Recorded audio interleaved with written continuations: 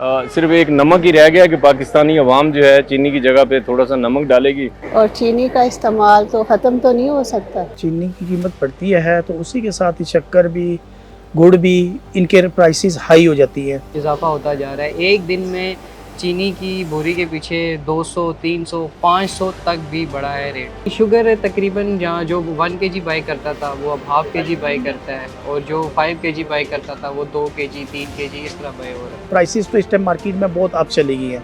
अब खुली चीनी जो है वो तकरीबन जो है वो 180 रुपीज़ की सेल हो रही है, और फिर इसी के साथ साथ ही जो पैकिंग की चीनी आती है उनके फिर रेट और ही ज़्यादा हो जाते हैं, वो 200 प्लस क्रॉस कर जाती है।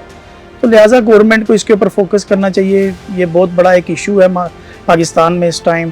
ऑलरेडी पाकिस्तान में बहुत सारे क्राइसिस चल रहे हैं, और ये दूसरा क्राइसिस ये चीनी का भी बहुत ज़्यादा हुआ इस टाइम पे। चीनी की कीमत बढ़ती है तो उसी के साथ ही शक्कर भी, गुड़ भी, इनके प्राइसेस हाई हो जाती है। देखें जी, महंगाई इस कदर है और चीनी का इस्तेमाल तो ख़त्म तो नहीं हो सकता। हाँ, ये है कि जो शुगर पेशेंट है वो उसका मुताबिक ढूंढ सकते हैं।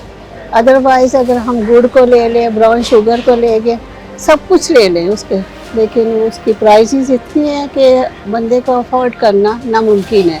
पाकिस्तान में जितनी चीज़ों में चीनी का इस्तेमाल है इसका मुतबादल तो कोई है नहीं। अगर मुतबादल था गुड़ और शक्कर, उसकी कीमत चीनी से भी ज़्यादा है। इस वक्त गुड़ जो है वो आपको 230, 250, 260 रुपये फी किलो, और राउंड अबाउट शक्कर की भी यही कीमत है। एक ही सलूशन रह गया है कि वो जहाँ किलो इस्तेमाल करते थे वो आधा किलो करेंगे, क्योंकि जहाँ पे 80-90 रुपये की किलो आ रही होती थी अब वो 180 और 190 पे चली गई है। आधा किलो की कीमत जो है वो किलो वाली कीमत पे चली गई है। अब उसके सैड जो इफेक्ट पड़ रहे हैं वो चाय की कीमत भी बढ़ेगी, इसी तरह आपके जो केक हैं, मिठाई है, सब की कीमतें बढ़ेंगी।